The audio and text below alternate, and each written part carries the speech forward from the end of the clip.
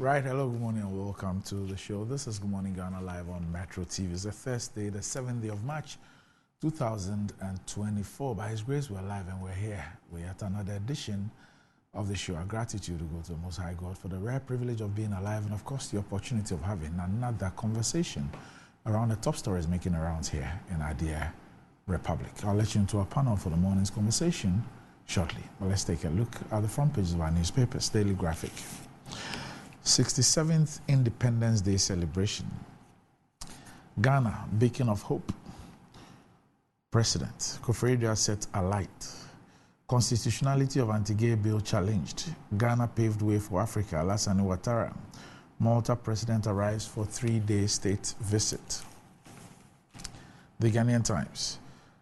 At 67th Independence Day in Kufuor, let's build consensus on our values. President admonishes Ghanaians. 4 secessionists jailed 17 years. Journalist goes to Supreme Court over LGBTQ plus bill. Appointments Committee vets ministerial nominees. Daily Guide. We've overcome economic challenges. Nana, Western Togoland, Prime Minister in quote, others jailed 17 years. Let's unite to build Ghana. Bawumia, Mahama, NDC boycott independence celebration. Ouattara hails Akufo-Addo's leadership. The New Crusading Guide. Adan Salt, Nyenehin Bauxite Projects will launch Ghana's economy forward. Akufo-Addo. CDS Africa encourages Ghanaian youth to fully participate in democratic processes. Akufo-Addo touts improvements in Ghana's electoral system. Registrar of Chiefs hasn't confirmed Nana Enyema Kodom as chief of BBNE. A tribute from fellow AFRC members. The passing of our former colleague Newton John Gachiko has brought sadness to us. President Ouattara commends Akufo-Addo over his leadership qualities, achievements, and amid global challenges. The Insight. Scrapping e-levy in Alai. NPP's hopes in Adoye fires Bawumia. Ukraine. Why Putin's nuclear warning to NATO and the West is direct and explicit. Stanbic Bank business head Marian Amate vows to make interest of women and girl child priority after being outlawed Manyana Amoko Sikafutru the first. Israel kills over 100 Palestinians waiting for aid. BBNE Hene Bruha, how Nana Enyema Kodom was allegedly exposed by National Register of Chiefs. The Daily Statesman. We worked for our democracy. Colonial rule didn't prepare Ghana for its president. CDS Africa charges youth over democratic process. IDIC Edu to improve educational infrastructure in Ayensuano. Reject Mohammed's second coming. I'm proud of my records. Daily Post. Gabi task pro-NPP papers to run front pages calling on Akufo-Addo not to sign anti-LGBTQ plus bill into law because of suit at the Supreme Court. NDC MPs commission and finish National Cathedral to mock Akufo-Addo. We shall turn our fortunes around and put Ghana back on track with the right leadership. Mahama. And that's about it. For the front pages, we'll be back shortly.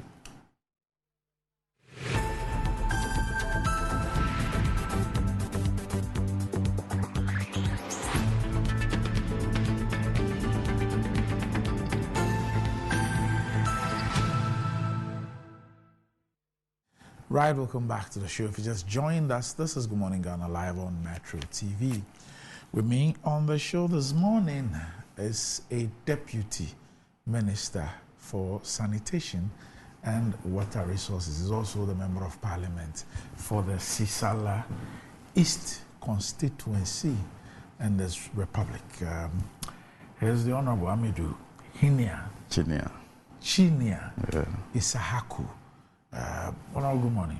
Good morning. So it's Chinia. It's Chinia. It's spelled with a C? C-H-I-N-N-I-A. Okay, so Amidu Chinia. Yes. Isahaku.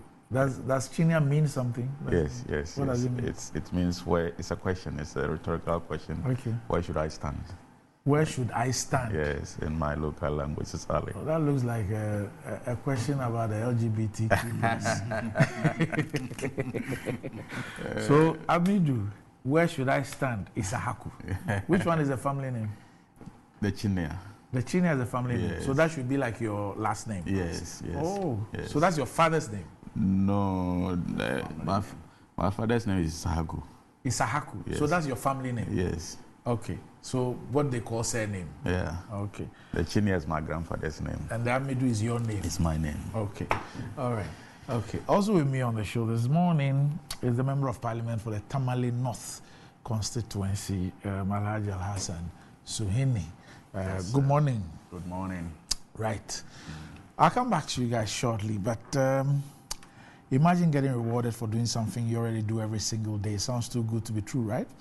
Well, that's exactly what Momo Season is all about. There's something for everyone. Download the Momo app on Play Store or App Store and use Momo Pay for your day-to-day transactions to a merchant either through the QR code or merchant ID and stand a chance of winning 1,000 cedis weekly and other amazing prizes. Our merchants are also not left out of the reward. Receive payments and win. Keep using your Momo Pay on the Momo app and get rewarded. There are lots and lots of exciting prizes for everyone. So what are we doing today? Transact more with Momo Pay and more points and win big this Momo season. Visit Momo Merchant application.mtn.com.gh for your Momo for Business account today. It's Momo season, so just Momo it with Momo Pay. Terms and conditions apply. And are you desperate of getting a toothpaste that will take care of all the family and save money? The recommended family toothpaste is KEL 360 toothpaste. This is approved by the Food and Drugs Authority. KEL 360 toothpaste provides you and your family with all-round dental protection throughout the day with freshness. KEL 360 toothpaste is good for kids, children, and adults. Let your family be a proud family when they step out constantly using KEL 360 toothpaste. KEL 360 toothpaste brightens your teeth, prevents cavity, and with its cool mint, gives you fresh breath throughout the day and protects the gum from decaying. For consistency and quality, use KEL 360 toothpaste. KEL 360 toothpaste, another product from Samara Company Limited, producers of Sasu, and is available in all supermarkets, malls, and provision shops. You can call Samara Company on 0246 864 798. KEL 360 toothpaste, happy smile. And the pains of climbing the stairs when not exercising could be challenging for all ages, but worry no more. Lifts and elevators have got you covered with the best portable American pneumatic vacuum elevators on the market today. It's a simple self-supported elevator for both homes and offices, and guess what? It can lift your goods too. Wheelchairs can fit in, and they come in 3 custom-made models. It's affordable and can be installed within 3 days. Visit Lift and Elevators at Sakumon, or just call them on 0200535515 or send a mail to elevatorsgh@gmail.com for consultations and the best solutions in easy vertical movement. And Amen Scientific and Herbal and Alternative Medical Hospital is organizing a free health screening now, and it's open to the general public. This is a way of saying thank you to Ghanaians. And what is more rewarding than this? The free screening includes fertility tests, prostate, stroke, diabetes, hypertension, fibroid, ulcers, hepatitis B, and many more. Note that the medical screening is free, but patients with disease conditions will pay a token for their medications. Visit Amen Scientific at Domi, near the Snake Flats Down, or Klagon, near the Shamananda Bridge, and all the other branches across the country. You can call Amen Scientific on 020-722-9505 or 0244-227192 to book your appointments. Amen Scientific and Alternative Medical Hospital. Allah Shafi, God is the healer. All right, so come back to my panel and, of course, the discussion for today. It's Ghana month. It's Ghana month. So, Honorable Isahaku, let me start off with you. First, what's your religious position? I'm Muslim.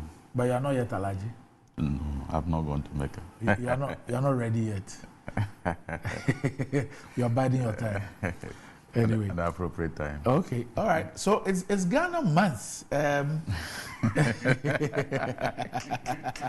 He's expecting me to be mischievous, even when I want to let it slide. Yes. Yeah. Anyway, Yeah. Because you can afford to go, and the thing is, if you can afford, no, but the Quran does not only speak about affordability. Yes, so you need to be prepared. So that's the point. I know that he can afford. The other one, he will have to tell us why he hasn't gone. Which preparation? No, he has to be ready. because What there are is making things. him There are things that. Aruni? Randy, Oh, just ignore him and let's move on. Anyway, okay, so it's Ghana month, and this is something I used to do in the past. I don't know why I stopped doing it, but I like to take the opportunity of the presence of personalities like you to help many of us really know our country and understand our country. Sisala East. Where is Sisala East? What is Sisala East? How is Sisala East important? Well, thank you, Randy, and let me say good morning to you. Good morning to my colleague and friend, Honorable Sohine, and good morning to the people of Sisala East, and of course everybody listening to us this morning. Sisala East is a constituency that you can find in the Upper West region. So Upper West. You know, I get confused with Upper West and Upper East. The Boga and the Wa. Yes. Yeah. Wa. So West Is Wa. Okay. Yes. WW. It used to be Upper region. Yes. And we're all under Bolga as the regional capital. Okay. And then Upper West was carved out of Upper region, which has its capital as Wa. Okay. Okay. And I was once a deputy regional minister there between 2017 and 2020. Okay. So I've served as a deputy minister for the region. Okay. So Sisala East is, it shares borders with Navrango in the Upper East, Bolsa South also in the Upper East. It shares border with Burkina Faso to the south. I mean, it's just about 5 minutes drive into Burkina. So we are so close. Is that where is that where Nanya is? No, Nanya is in Upper East. Okay.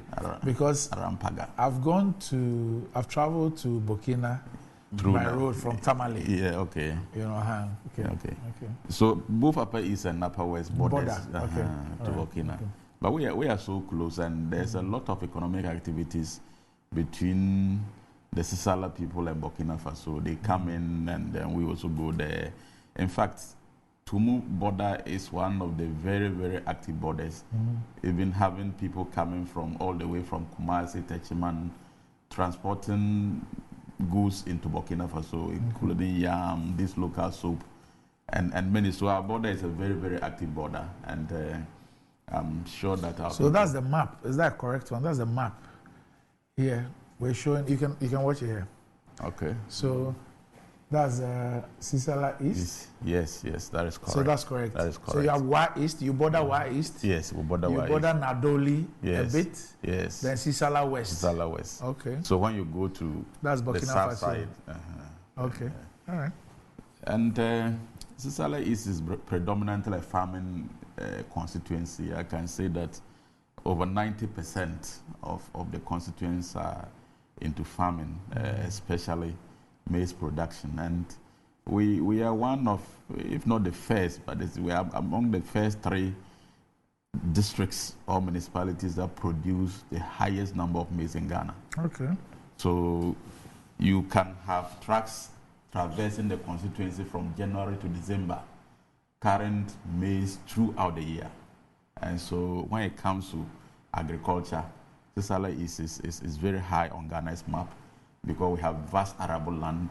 I mean, currently, if you look at Sisala East, we constitute almost 24% of the total land mass of Upper West. Sisala East alone. A quarter? Yes. About 23.7%. And when you add Sisala East to West, we are about 45-46% of the land mass of the whole Upper West. Unfortunately, our roads have been very bad. I mean, what's the capital of Sisala East? Tumu. Yes. Okay, which is the border town? Yes. Okay. Tumu is a border town. But Tumu, not exactly, because there's a community after Tumu, which is Kopoloma. Okay, but because Tumu is the big town. Yes. Because from Tumu, you have to go to Kopoloma before you enter Burkina. Okay. And Kopoloma happens to be in Sisala West. But there are other communities along, apart from Tumu, which borders directly to Burkina Faso in the Sisala East, like Kasampuri, Tambiale. I mean, those are where you have like the unapproved routes. Yes, many of them. So, like I was saying, our major activities in the area of agriculture, and our people are doing so well. I mean, if you go to the Ministry of Agri, there is enough evidence to show that when it comes to agriculture, especially maize production, Sisala East is one of the leading places that you can find the best maize in Ghana. In terms of our road network, like I said, is so bad. The trunk roads, the road linking Wa to Tumu to Bolga, and then linking Burkina Faso is not in the best of shape. But gradually, we are doing some work, and there is some progress, but more needs to be done. Our rural communities, I mean, the roads are not also in the best of shape, but like I said, what about education? Well, I mean, education, Sisala is, I can say that in terms of education, we are doing well. I mean, you have a lot of, the educated class is quite huge. I mean, education started far back in the 40s when Mori Igala, of blessed memory, he's a son, he comes from the Sisala East. I mean, he was first educated in Tamale. He came to work in the traditional council in Tumu and became a teacher in the first school that was opened in the Upper West in Laura. And when he was going, I mean, he was able to collaborate with some of the chiefs, and they got people from the area to start education in Laura, including Dr. Hillel Leman, I mean, the other prominent people from the area. And then around 1948, he opened the first school in the Tumu area, in Tumu town, which is now known as the Igala Basic School. So school education started far back in the late 40s, and from then I can say that at the moment virtually every community has a school, a basic school, even though what about secondary? We have quite a number of secondary schools. We have 3 secondary schools in Tumu itself, that is Canton Senior High School. We have Tumu Secondary Technical, which is my alma mater, my former school. We have the St. Clair's Vocational Institute, and then we also have a new secondary school in Wallumbilla called Holy Child Technical School, which was accredited I think last year. Unfortunately, they don't have infrastructure, and being in a rural setting, attracting students has been difficult. So I'm working with the school and other people to ensure that we're able to build some boarding facility to promote education. What about tertiary? Yeah, tertiary. I mean, we have 2 tertiary institutions in Tumu. We have the Tumu College of Education, which now runs a degree program. Started, I think, the 80s. No, it actually started around the 60s because it started as Canton Trading College in Kanko, called Kanko. And the later Canton Trading College was turned into a secondary school, and a new college was built, I think, around the late 70s or early 80s. Known as Tumu College of Education. We also have a midwifery institution in Tumu. So we have 2 tertiary schools. Let me just flip you back to Agric a bit. Any value addition to, especially the maize that you're talking about, and what's the nature of the agriculture? Is it more commercial or more peasant? Well, at the moment, I would say that we have more peasant agriculture than commercial, even though gradually a lot of young people are zooming into commercial agriculture. We have a lot of young people through some government interventions who are now doing, I mean, you can find people doing 500 acres plus all around, but majority are peasant farmers. In terms of value addition and aggregation, I think that is why our challenge is. I am a student of agriculture. I've studied agric from secondary, my college education. I studied. Do you farm yourself? I farm. I have a farm. I mean, I've done my first degree into agric. My MPhil is agric. So I'm basically an agric person. And we have been discussing even the mode of aggregation and the transportation of the maize out of the municipality is not the best. People just come in, they buy. We don't have. And we think that because we are leading producer of maize, we should establish a maize market where we can actually aggregate the maize and be able to tell the quantum of maize that we produce on a yearly basis, and compelling some forces so that people come to the maize market. And in that case, we'll be creating some chain that will benefit the people economically. Then also in terms of value addition, we haven't done much. We have done virtually nothing in the area of maize. But the area of soya beans, through Ministry of Trade and Industry, they have constructed, I think through a World Bank project, they have constructed a facility to process soya. The structure itself has been completed. They have procured the machinery, which are not yet in the municipality, because they wanted a dedicated transformer to the structure.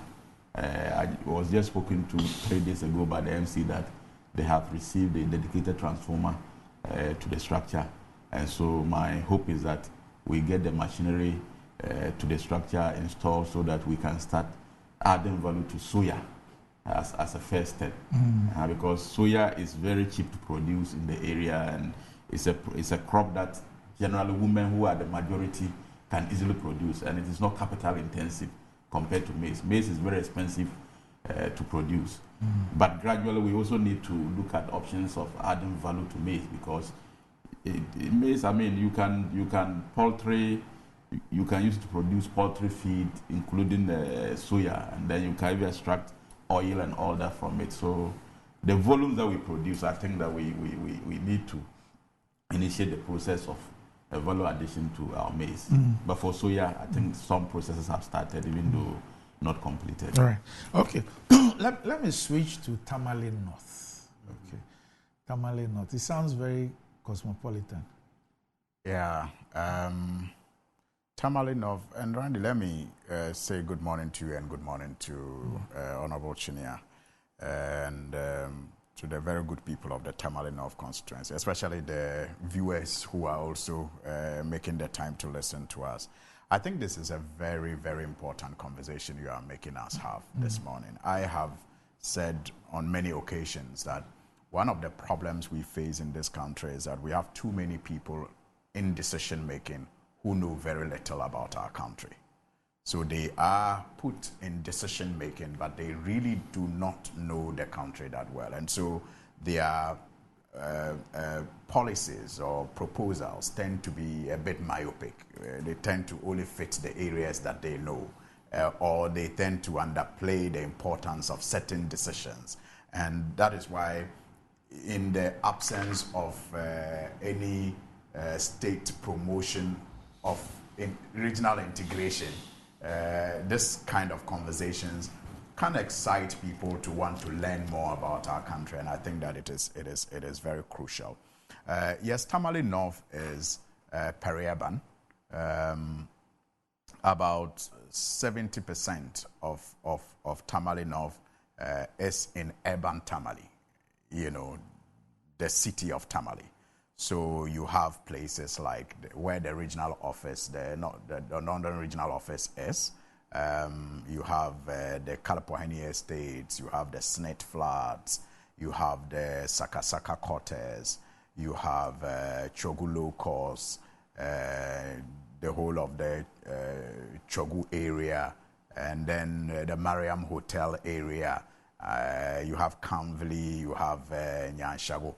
This are towns in the city of Tamale. Then you have, after the Snit Flats, the rural part of Tamale North begins. So you have Taha, then you have Balahe, then you have Wovoguma, then you have Kula, you have Burma. Now these are communities that border Nantong. And so you will have the Nantong chief having some traditional oversight in when it comes to some communities under Tamale North, even though it's Tamale, but they are Nantong communities, and they border Nantong So in that water. Nantong constituency as borders Tamale. It borders Tamale North. It borders Tamale North, and so and then it borders Tamale South too, if you use the Yendi Road. So. Largely, about over 60% of the people in Tamale North are educated. And according to the statistics also, Agric is the mainstay of the people in Tamale North. But you can understand that when education is that high, the agric sector is limited to the older generation in the community, and because of the nature of development in the constituency, also you don't tend to have large scale farming going on. People who even engage in large scale farming don't do it in the Tamale North constituency. They have to go to other communities or villages to farm, because most of the places in the constituency itself have been built up. They have become, residential communities and all that. I mean, for example, the Gumani area, where Garba Lodge and others, where, the community just directly opposite Garba Lodge, it used to be called Rice City. Rice City. Okay. And I remember as a child when the Uncle Zacchaeus, is that the name? Uncle Zacchaeus, outbreak, during that outbreak, they used to have their offices around that place. And I mean, those were the times we used to see helicopters go around and spray communities, sometimes even spraying rice farms and all that. But that whole community is now a residential community. You don't have any farm in the Rice City at all. So Tamale North, it's peri-urban, like I said. Over 60% of the people there are educated. But the challenge we face is the unavailability of job opportunities. It's like you have, densely populated communities who are highly educated, but can hardly find jobs to do with the skills or the training that they have had from school within their locality.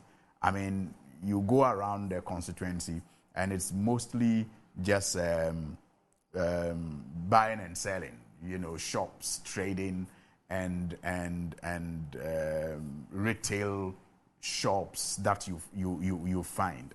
And for me, I think that it is a danger in waiting if we do not begin to grow our economy to provide the necessary jobs for the idle youth that we produce from our educational system, because they are, in my view, quote and unquote, damaged, so not to be able to till the land anymore, and yet what they feel they are trained to do is also not available for them to do.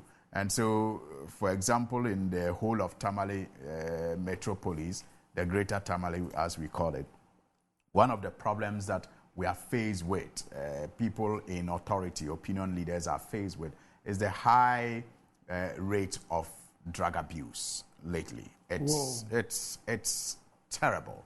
I mean, drug abuse has become, a concern to almost everybody in Tamale. You find gangs, groups of young men and women, and all they do is just mix concoctions and get high. And because of that, even the crime rate, especially snatching and robberies, have gone up in the community, unfortunately. And another thing, apart from the drug abuse that has also grown in the community, is betting, unfortunately. Yeah, betting. But that's everywhere in Ghana. Yeah, and it is especially so in the greater Tamale these days, and it is because of what I said earlier. People have been damaged by the educational system not to want to take up, the mainstay of the area, which is agriculture, or even when they do, the what do you call it? The chain is broken.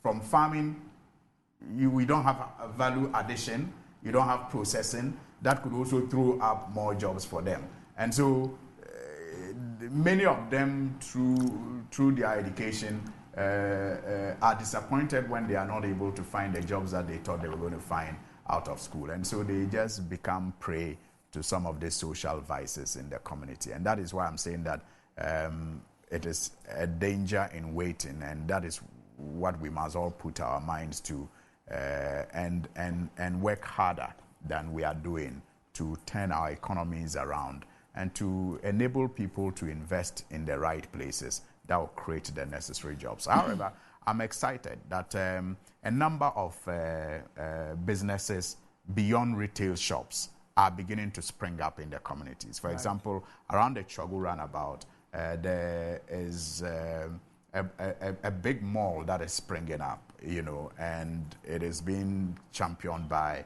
some Asians. I don't want to say some Asians are doing that, and the hope is that it will bring about some, you know, job opportunities for the young people who are in the community and willing to work. We also hope that maybe with time they will begin to take on board some of the products, you know, that will come from the community. I am also encouraged, especially by the young ladies, you know, in the constituency and even in the greater Tamale.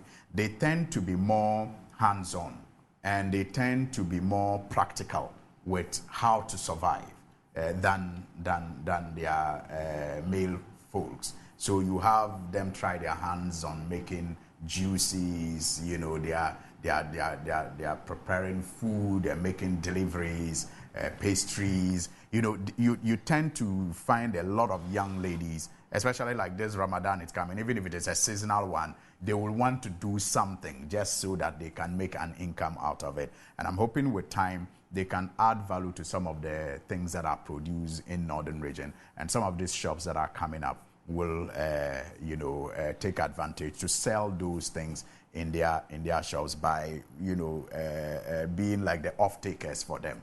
You know, so I think that, yes, there is that danger there, but there's also that opportunity for us to turn things around. And it is my hope that Tamale keeps changing. We'll fast track that. Anytime I go there after a year, I have a difficulty recognizing the place. Yeah, Randy, it's been adjudged the fastest growing city in West Africa. You know, sometimes I say the growth is in expansion. You know, you don't really see progress. What you see is expansion. You know, and it's a challenge that it looks like there's a growing middle class. Right. Why do I say so? True. My last visit there, which should be about 5 months ago, right, I saw a springing up of niche restaurants. True. You know, previously you will find these restaurants in the top hotels. In the top hotels, true. Now you're seeing them as standalone investments in Tamale, and that tells you that.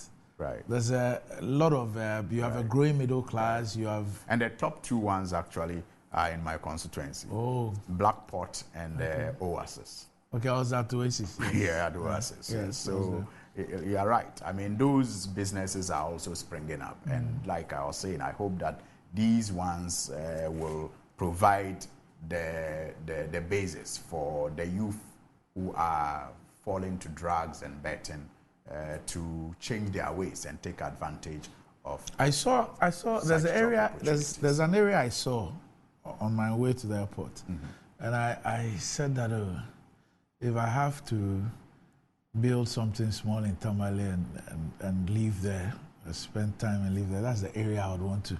Okay. On my way to the airport, it was to my left. It looks like it's a newly. That should be Norib Village. They call it where? Norib Village, just before the Kamina Barracks. Yes, to the left. Norib Village, yes. On your way to the airport. Yes. Oh, which constituency is that? That is Sanarago constituency. That's the interesting part. So that to your left is Sanarago, and to your right is Tamale North. Oh, Sanarago is ABF Fuseni. So that's his constituency. That's his constituency. Yes. Oh, wow. It's a beautiful place. I mean, I really, I loved it. A lot of the middle class that you spoke of in Tamale tend to have their homes around that area, or the regional office area. You also have other growing areas like the former airport area, that is the Nyohani roundabout area. So yes, you're right. And if you fly, the view is the really view nice. the view shows that people are making some good investments by way of residential buildings. But I am hoping that we'll do more, in investing in businesses that will employ the teeming youth who are getting despondent day in and day out. Yes. All right. Okay. But I saw this yesterday. Your constituency obviously is in a Dagbon state. Absolutely. Okay. So I saw this. I don't know if you are aware. I'll be surprised if you are not aware. Which is a letter purportedly sent to His Excellency the President from the Yana, the King of Dagbon. It was Indan Yana Bukari II. Okay. And it's about the naming of the Tamale International Airport. And it says, I bring you fraternal royal greetings from the Gbewa Palace. With a fervent hope and prayer that you are in good health and in high spirit, I'd like to draw your attention to your wish to rename the Tamale International Airport as Yakubu Tali International Airport. This is an acceptable idea to me and majority of citizens of Dagbon. The renaming of Tamale International Airport after Tolon Na Yakubu will be contentious and counterproductive. It will draw our traditional state and entire northern region to needless controversy. As then, Yona Bukari, the 7th, which was his previous title, Okay. Yes. I personally and voluntarily released the substantial lands covering the entire expansion areas of the airport to the government of Ghana to undertake this important infrastructural development. Since this proposal was announced, the Gbewa Palace has been inundated with calls and other forms of communications pleading that this proposal be shelved. It is a considered opinion of many people and traditional leaders in the region that such recognition is bestowed on Nagbewa. Accept my compliments of the highest consideration, your good friend, Indan Yana Bukari, the second King of Dagbon. Okay, so this suggests that there wasn't consultation with respect to the naming of the place, and then these are the issues that the Yana also raises. I'm sure you're aware of this. Yes, I am. Randy, sometimes when you listen to our president and you watch how he governed, you are left wondering why it took him all his life to prepare for this position, and yet at it he is so abysmal. Randy, when the president spoke in Parliament that day and suggested that the airport was going to be named after Tolona Yakubu Tali, I knew that he was just stoking controversy in Dagbon, needless controversy. And I wondered why his advisors, gave him that advice and why he did not consult further or beyond his advisors. Yes, Randy, Tolona Yakubu Tali was a great son of Dagbon, contributed immensely to the progress of education, especially in Dagbon. But he was a politician. And also, in the scheme of chieftaincy, he had a faction. So it is not wrong for a person like that to be acknowledged by naming something after a person like that. But it must come from an exhaustive consultation process in order not to generate the kind of controversy that this is generating. Because once you are, the president, you are from the party that he belonged to. I mean, I think the first MP from the, Northern People Party to serve in parliament. Clearly, you are stoking controversy if you do not engage extensively before proposing such a person for an edifice like the Tamale International Airport. So I knew that he was just setting us on a collision course. And I wonder why he does that all the time. Because on this platform, let me just take a slight detour and come back to this. I've made the point about how I was shocked that of all the people that the president could appoint as Electoral Commission chair, the person that he thought suitable was Jean Mensa, given the history of Madame Jean Mensa with especially the major opposition political party. And you expect that even if you are not president, a person of his age will be very sober and reflective in taking some of these very, likely controversial decisions.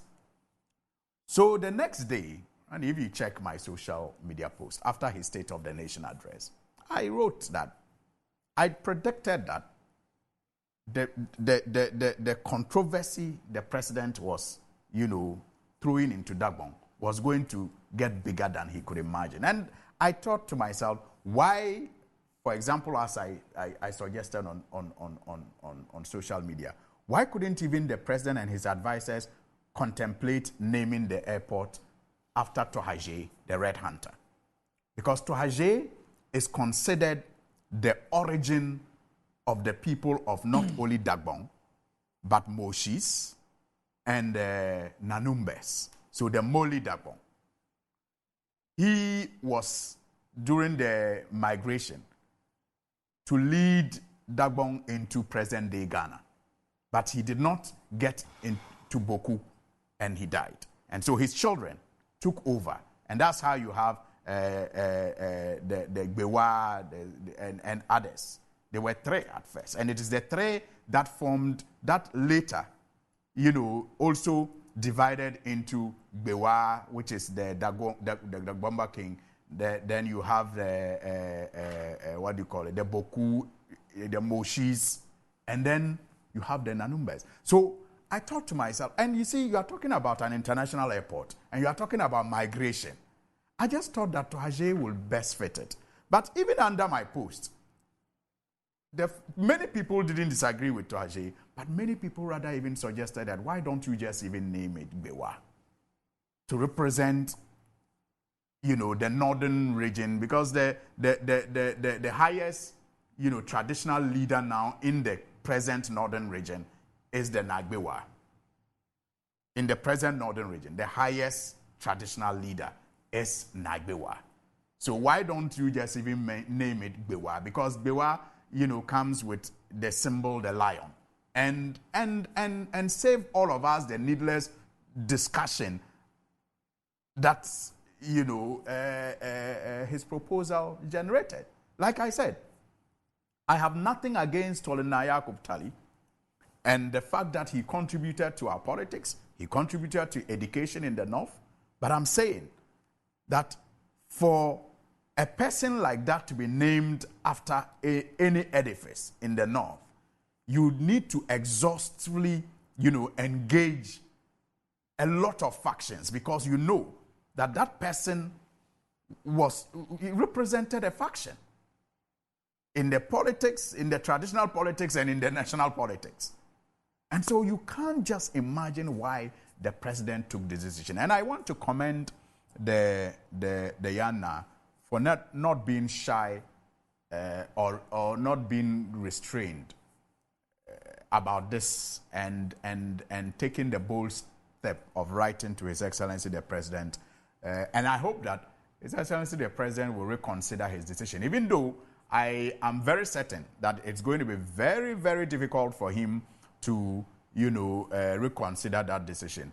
And the controversy I hope, can be best managed. Randy, I'm saying I know it's going to be very difficult for him to reconsider his decision because the son of, or the grandson of Yakub Tali, Tolna Yakub Tali, is currently the chief of Tolo. Also a very known, NPP activist, even though he's a chief, but he, endorses openly the NPP. He has already traveled to Accra and gone to the Flagstaff House to thank the president for naming the airport after, his predecessor. I mean, needless controversy generated in Dagbon.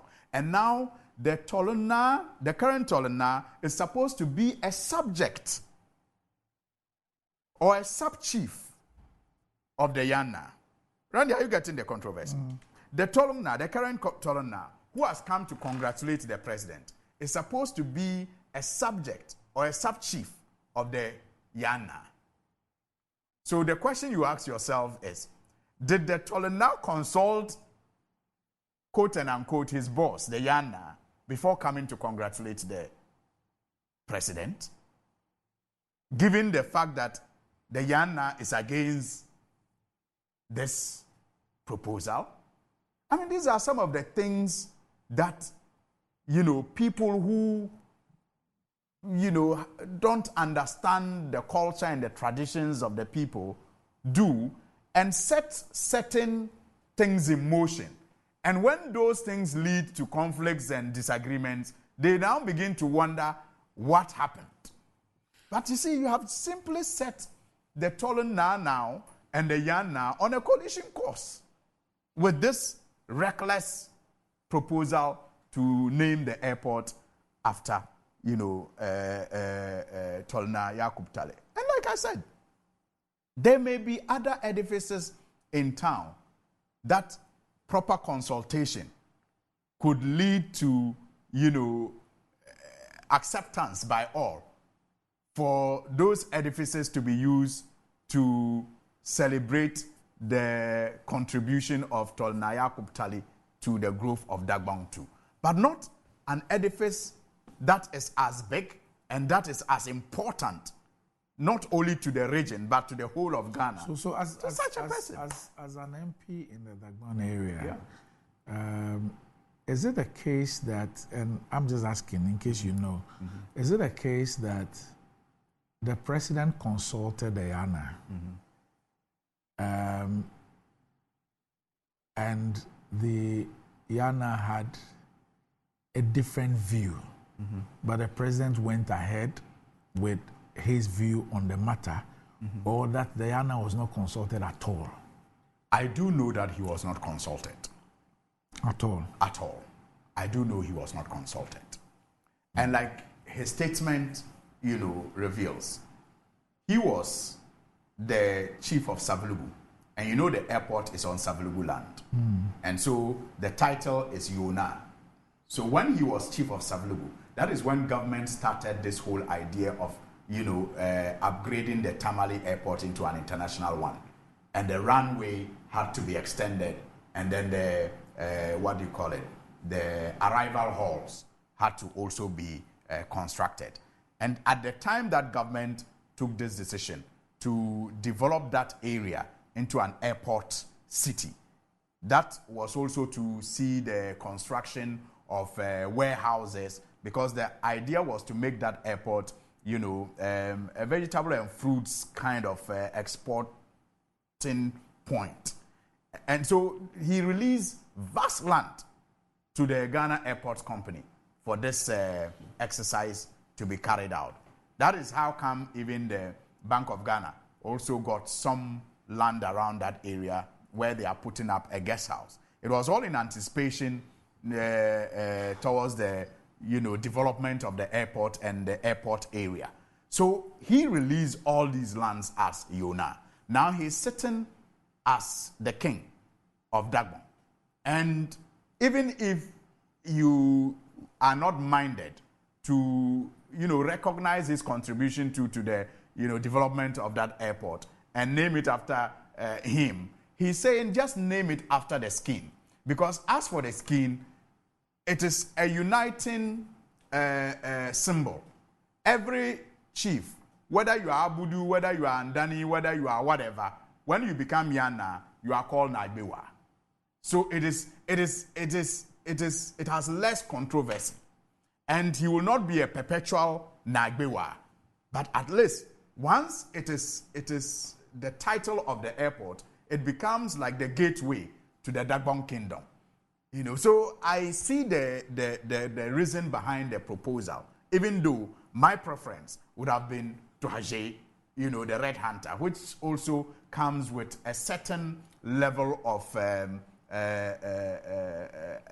what do you call it? It describes the people of Dagbon. It also traces the history of the migration of the people of Tamale. And because you are talking about an airport, that would have been my preference. And I believe that if we engage the people of Dagbon, the opinion leaders who matter, it would have, I'm sure, if the president did, it would have been one of the two names, either Tohaje or Nagbewa.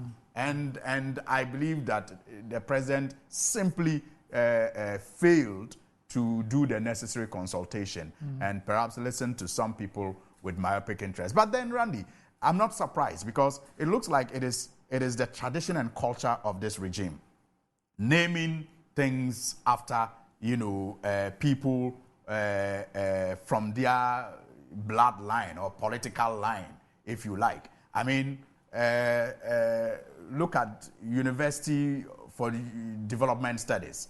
After, you know, it was extended to Upper West and Upper East, they have all now been named by, you know, former leaders of the Busia Dankwa tradition, you know, and just even in his State of the Nation, the Independence Day speech, he has generated another controversy, saying that Tete Kwashi comes from, you know, his hometown, Eastern region. I mean, what is this? What is it with him and sectionalism and factionalism and my people? And it actually also shows in his governance. Many people at the ministries, at the agencies will tell you, it's as if the state has been captured by, you know, some group of family and friends. It's unacceptable. You don't govern a nation with multi-sectoral dimensions like that. You don't. Okay. So let me bring you in on this particular issue. Well, Randy. Yeah. I will be very cautious because I wouldn't want to get into Dagbon politics. I'm a Salaman, and so I have very little or nothing to do with. I mean, as a part of Ghana, I should say I have interest, but I am not directly involved, and I would. What intrigued me really was not really about the internal Dagbon politics. But when you listen to Suhuyini, you can see that I'm not saying that you should. I'm not saying you should respond to him or follow him. But my point is that I'll find it strange that the overlord of Dagbon will write a letter to the president which suggests that either he wasn't consulted or his view on the issue was not carried through. Well, like I said, I wouldn't want to get into the politics of Dagbon. But my colleague made certain points that I think that, I mean, these are the reasons why we continue to be. Let me just do this. I talked about Moshis. I left out the Mamprusis. Forgive me. It is Moshis, Nanumbes, and Mamprusis, and Dagombes. Okay. Yes, So yes. Four. Okay. You know, so that the Tohaje is the grandfather of these four tribes. Right. Yeah. So, Randy, I do not have a problem with the chief sending a petition or a letter to the presidency on his reservations about the decision. I mean, even me sitting here as an individual, I can also express my disagreement on government decisions and government policies. But you see, we those who are the elite class or the politicians normally will take undue advantage of circumstances like this and create or increase the tension in the area. I find it very unfortunate when Suhuyini says that because Tolona Yakubu Tale was a politician, he belonged to a faction in the chieftaincy divide. I mean, he doesn't deserve. I didn't say that. I was very cautious. I didn't say that. I said for a person like that, and I actually said that for a person like that, I am not saying that he doesn't deserve recognition, but for a person like that, But you need extensive consultation. All what you said, invariably, the implication of your comment is to effect that. I knew that you would spin it like this. That is why I somebody deliberately said that I am not saying a person like that doesn't deserve recognition. You had a lot of. No, but you are my friend. Don't do but that. quote me right. And You are my don't, friend. and don't do mischief with what I And you say. know me and you, we don't. Yes. All right. No, but just put it right. I'm not saying he doesn't deserve recognition. And you see, you even describe the current Tolona, as a political and MPP activist. Yes. You can't say that. Yes. He's not shy about it. In fact, You, my you grandfather. can't say he's an MPP activist. He could be a sympathizer of MPP, but he's not an MPP activist. You can't describe a paramount chief like in those terms. Activism is what? Is derogatory? Is that what you're In this case, it is. How? You are In this case, it interpreting is. activist. Because chiefs, by our constitution, don't play politics. They're not supposed to do active politics. So if you describe him as an MPP activist, it means he's doing active politics.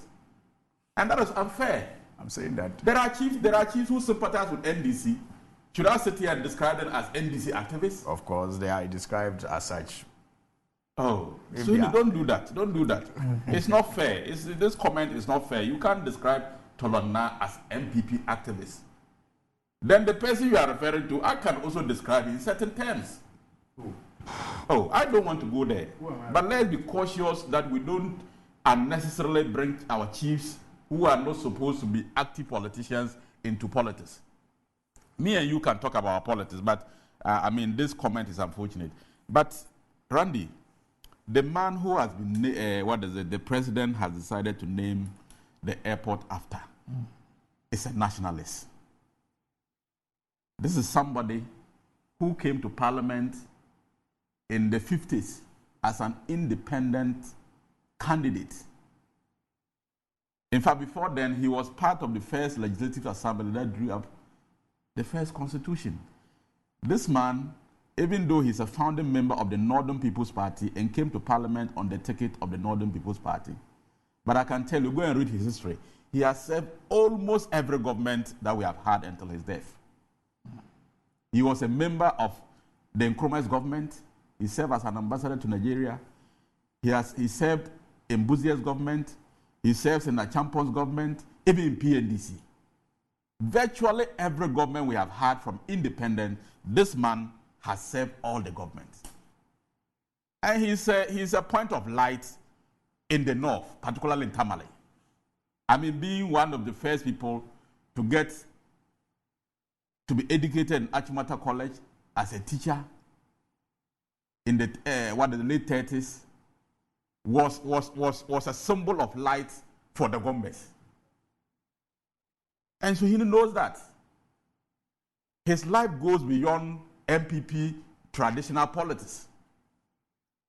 And that is why I have indicated, go and check. He has served in Nkrumah's government, he has served Buzia's government, Achampon's government, eventually every government that we have had until he died in 1986. So he's a nationalist in character.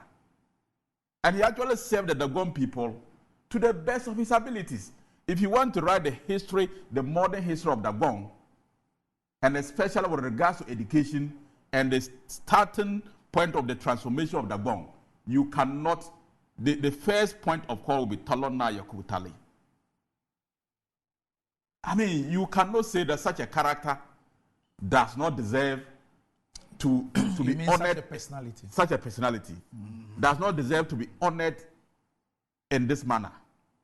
So the president didn't make the decision, in my view, on the basis that this man is a member of the MPP tradition.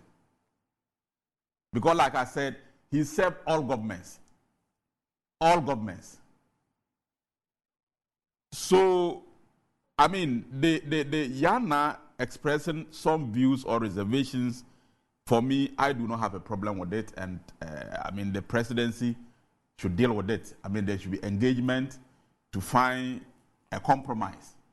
But let me advise Suhuyini and his lies not to take undue advantage and try to bring Dagbon politics, because this international airport is not an airport for the Gombes alone.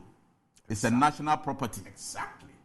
It's a national property. Exactly. Because you have made the point for me, and that is why for me, even naming it to capture like 3 or 4 ethnic groups made more sense than that, just a Dagbon champion. Suhuyini. You have made the point for me. Suhuyini. Chinia, you have made the point for me. Okay, so Honorable, it's not just about Dagbon alone. Both of you, just hold on a minute for me. I have the PRO of the Gbewa Palace, Musa Yakubu, on the line. I need to understand a few things about this particular development. Good morning, Mr. Musa Yakubu. Good morning, Randy. How are you doing?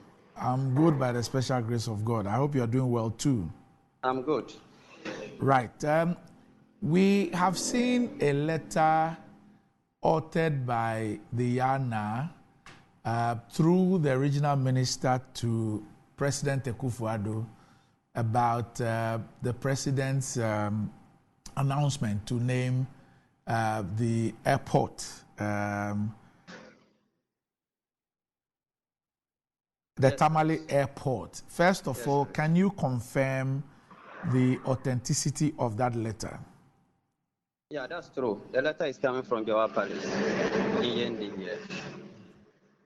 Now, if I may ask, why will the YANA officially write to the president? Is it that he wasn't consulted? Thank you very much. Thank you to your good morning to your panelists. That is the worried aspect for His Majesty the YANA, because from the beginning of the second phase of the airport, even as at the time John Mahama was in power and they were commencing the airport, the expansion of the airport, His Majesty was the owner by then, the Savluna. They even allocated land for the expansion. And so he was consulted from day one till date. When His Excellency the President Nana Addo wanted to cast short for the second phase, His Majesty, by then, he had ascended to the throne as the King of Dagbon. He was consulted. He joined His Excellency the President to cast short for the commencement of the Tamale International Airport. And when they were about to commission it, he was consulted. So His Majesty was of the view that he needed to have been consulted on this particular matter so that he could have given him his idea as to how the airport could be renamed. So that is His Majesty's reservation about the renaming of the Tamale International Airport. So you're confirming that at all material times, with respect to all the activities related to the phase 1 and phase 2 of this airport, His Majesty was consulted, even including short-cutting exercises. It was part and parcel of everything.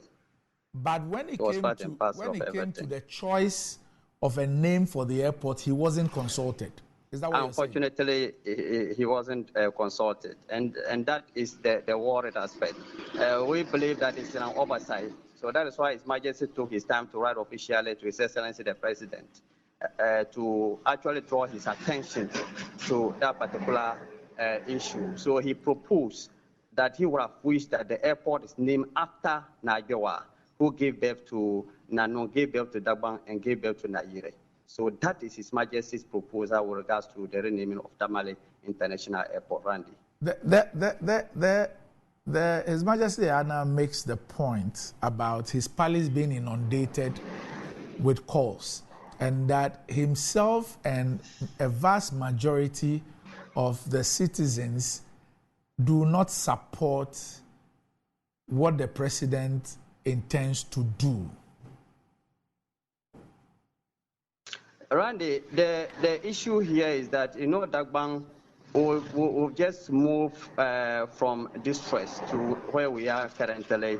His Excellency the President of the Republic of Ghana, he has supported so much in bringing permanent peace to Dagbon. And His Majesty is of the view that if Najewa is given to name is given to Tamale International Airport, it will complement the effort of the president so that it will be all inclusive. That is His Majesty's position, because we are still grooming the peace that we are enjoying in Dagbang here. So in dealing with everything, we have to take into consideration, grooming the peace that His Excellency and the three eminent chiefs have supported Dagbang to, as it were, enjoy the peace that we have currently in Dagbang Kingdom. So that is his position around this. So why will, if you can explain to me, why will naming the airport after Yakubu Tali not engender or continue to enhance the peace in Dagbang? Of course, traditionally, every paramount chief that has been esteemed by the Yana in one way or the other have his own contribution to the development of the kingdom. And so we have so many paramount chiefs in Dagbang. So when we have a project, a national project at the Tamale International Airport, and we intend to rename it, from that point of view of His Majesty, he believes that it is important we get one of our kings and to name the airport after that particular person, so that all of us will be included in that particular issue. You see that everybody will be happy. Nobody will think that they have chosen so and so because of one or two things. Yes. What does His Majesty expect the president to do? His Majesty is hoping that His Excellency the President will adhere to his call and will rename the airport after Najewa. So if you look at the letter very well, you will see that proposal being written on that particular letter. And we've gotten a response from the office of the president, unofficially, that the president will be engaging His Majesty on this subject matter. All right. So we look forward to the outcome of this engagement. Thank you very much, Musa Yakubu. Welcome, Randy. Thank you. Right. Okay.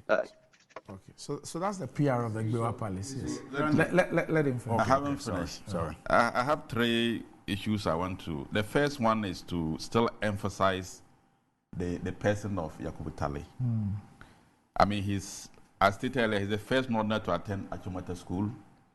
And in the north, not just Tamale, he's credited to be one of the people responsible for raising many prominent northerners into formal education. And he became a member of parliament for Western Dagbon. He was a key member of the Independence Constitutional Committee that was drafted in the 1950s, and he occupied so many positions. He was a national figure, even though he became a paramount chief. And I want to emphasize the point that he's not just being considered because he's a member of the MPP tradition, because he has served all governments until he died in 1986. Now, Suhini made a point about the president, which I think is unfortunate, that the president is sectional. It's sectional, and that is unfortunate, because look, you can have your disagreement on issues, but when you put everything together and you look at the persona of the president, especially those who are from Dagbon, and the role President Akufo-Addo has played in getting a Yana, which has been outstanding, which they in NDC used to do their politics for, over 12 years. All their politics in Tamale, has been about Yana. It took President Akufo-Addo to the extent that you even promised in your manifesto. John Mahama made a pledge to ensure that he gets a Yana installed. He was vice president for 8 years. He couldn't achieve it. President Nana Addo Dankwa Akufo-Addo has been able to facilitate the process of getting a Yana, and now Dagbon has a leader, a traditional leader. And this person you are describing as a sectionalist. You are being unfair, Suhini. Give credit where credit is due. Nana Akufo-Addo is a nationalist, and he's interested in the entire development of Ghana. And you know that this man, Tali Yakubu, is a man of integrity, is a man who worked very hard for the development of Ghana, especially the North. If you look at the Northern Territories, this man was elected 6 times as the president of the Northern Territories Council. That encompasses the whole of the Northern Territory 6 times. It's a huge personality. I mean, if he was that discriminatory, I don't think that he would have been elected 6 different times. Notwithstanding these points, I do not have a problem with the YANA raising issues, but I'm also happy that the PRO has stated that unofficially the presidency has expressed interest in the president engaging the YANA, and my appeal is that the president should indeed engage YANA so that they can find an amicable solution and then resolve it so that we can move forward. But people like Suhuyini Nko should stop and not play their NDC politics and begin to incite the people of Dagong in this matter, because the Tamale International Airport is not for Dagombes alone. It's a national asset. And even though I agree and we should be thanking the current YANA for giving the land to government to construct the project. But Randy, you know that if government has interest in any piece of land in Ghana that will befit a national project, government can always compulsory acquire it, but there are processes, of course, that leads to that. And it's not something that can be disputed. And so it is important for us to recognize that the Tamale Airport is a national facility, it's a national asset, and the presidency, of course, can, or the government of Ghana can decide on which name to give to. It could be a Sisala man, it could be a Dagomba man, it could be a Ga man, but of course, there should be some consultations. And once the YANA feels there was no consultation and he has some reservations, I think the president must move in to resolve the challenges so that we can move on. You know, Randy, I think that Chinia has made the point that I've been trying to make all morning with regards to this matter. And when I did the analysis, I told you what my preferred name would have been, and that is Tohaje. And I told you the reason, that it involves an airport. It's talking about migration and movement, and the fact that Tohaje was supposed to have initiated the migration of Dagombes to their current state. And in the process, I didn't know this until you spoke about it this morning. Good. So in my view, that would have been more representative. And again, it's because a name like that doesn't only serve the interest of one ethnic group.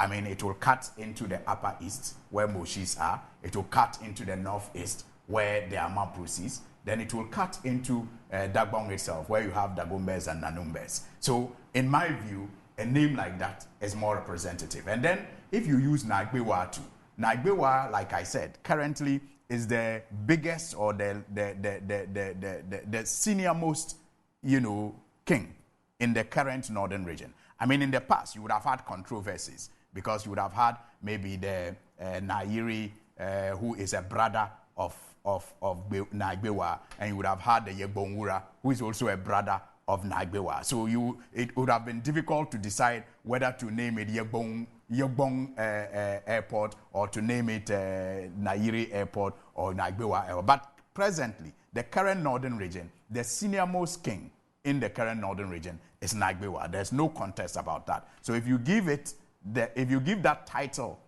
to the airport, it represents no faction but just the Moli Dagbong, tradition. And the Moli Dagbong, like I said, also encompasses. It unites more tribes than just Dagombe. So the point that he makes about us not treating this as just a Dagbong project is the reason why the president should not have concentrated on naming this just after one prominent son of Dagbong. I have a bigger question on this one. Yes. And it's about the naming of national monuments, yes. Monuments and stuff like that.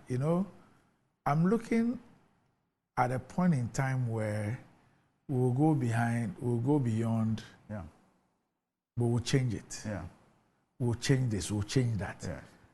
How is it that when it comes to naming of these things, we cannot have a process that takes away a lot of partisanship and discretion? Yes, especially when they are national assets. Yeah. So that you don't have a situation of a particular, because I believe that there are many personalities and many names that we can build consensus around. that everybody can accept. Can accept. You see, Randy, Rather than yeah. us being seen as doing things because we have power. Yeah. And then the next time another regime comes, the first thing they do is to try and change things because they do not believe that what was done was right. Yeah.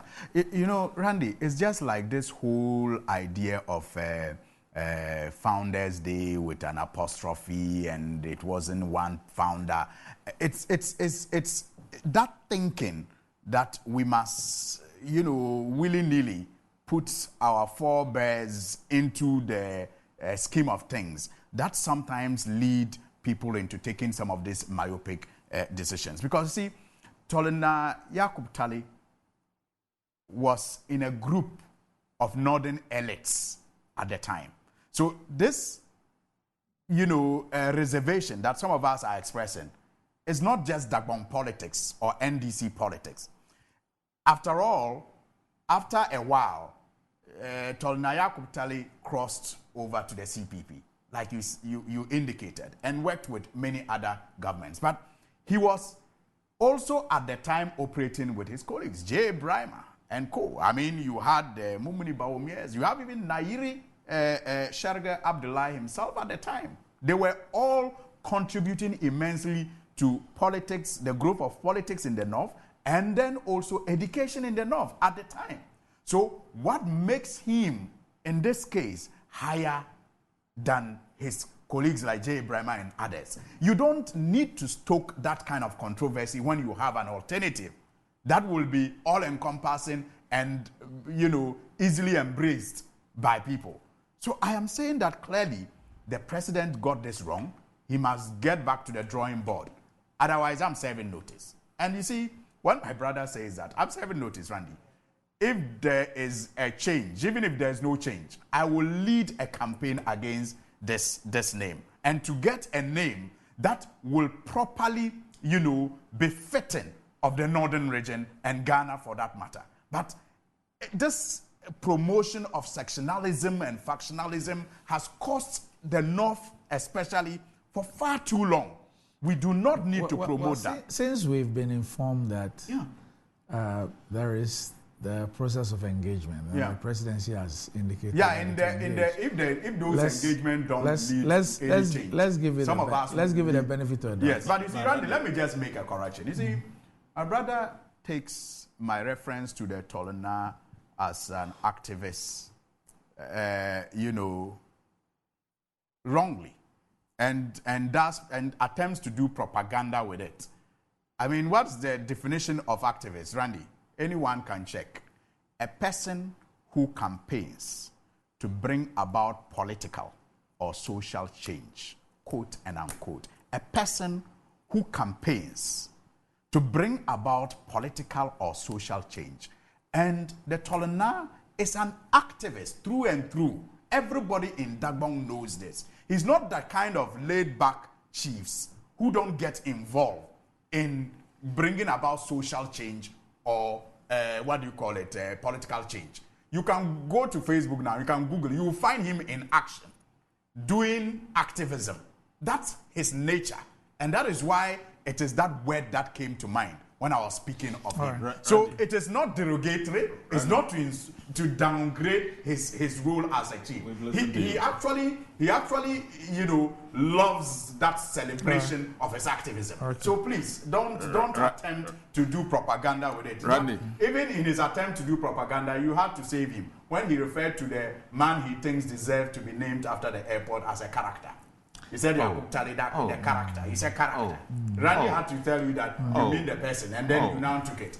Are you by that also trying a slip means that character and person? No, but that was a slip. So let's hear character. Now let me start from here. I mean, I am sure. Let's hold on. Let's take a break and then we'll come back and finalize on this. We'll be back shortly.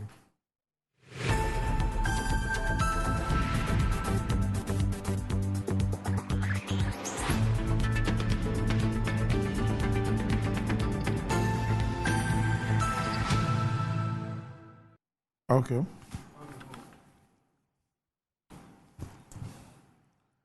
Right, welcome back to the show. If you just joined us, this is Good Morning Ghana live on Metro TV. Still with me on the show, I have the Honorable Amedu Chinia Isahaku and the Honorable Alhaji Alhassan Suhini. Now, what does wealth mean to you? Do you want to live like a tycoon? Remember, us got the Mola, got the power. Ghana's newest lottery game draws live on Adum TV at 9 a.m., 12 noon, and 6 p.m. daily. Now, pick up your phones, tablets, and computers and download the Game Park Games app on Play Store. You can also play on your website. On the website at www.gameparkgames.com or by dialing *946# on all networks. Just choose 4 numbers from 0 to 9. It's easy to play and easy to win. Charlie could play this game and make some mola. Nobody beats our odds in Ghana. Game Park Games, more mola, more power. This game is regulated by the National Lottery Authority and is not for persons under the age of 18. Play responsibly. Ayesoko, that Kosombo dam be big, but Betway's cash out be bigger. Betway is giving you more control over every thrilling bet you place. Enjoy the biggest and most reliable cash out in Ghana on Betway without any hassle. Sign up today at betway.com.gh. Terms and conditions apply. This is not for persons under the age of 18 and is regulated by the Gaming Commission of Ghana. Betway, get way more. And Blue Jeans energy drink has been on the Ghanaian market for over 20 years. We already know what it does for the body. It contains vitamins and nutrients like vitamin B2, B3, B6, B12, as well as taurine and guarana, which are known to boost your strength and energy, as well as promote high performance and endurance. Blue Jeans energy drink has been tested and tried. It is indeed the best. Blue Jeans energy drink is for bold and active men and women. So go on, grab a cold can and power your day.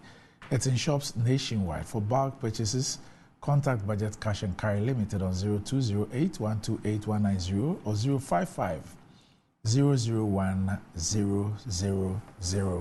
055-001-0000. Now, let's talk about the NIBS Future Ready Leadership Summit. Now, the future is here, but the big question is, where is the leadership? The maiden edition of the Future Ready Leadership Summit, dubbed Reimagining Leadership in a World of Unrelenting Change, with very inspiring speakers such as Sam Jonah, Dr. George Ajakum Donko, and Professor Kweku Etuahine Jima, and many distinguished speakers are billed to speak on that day, and the summit will come off on the 13th of March, 2024 at the Mövenpick Ambassador Hotel at 8 a.m.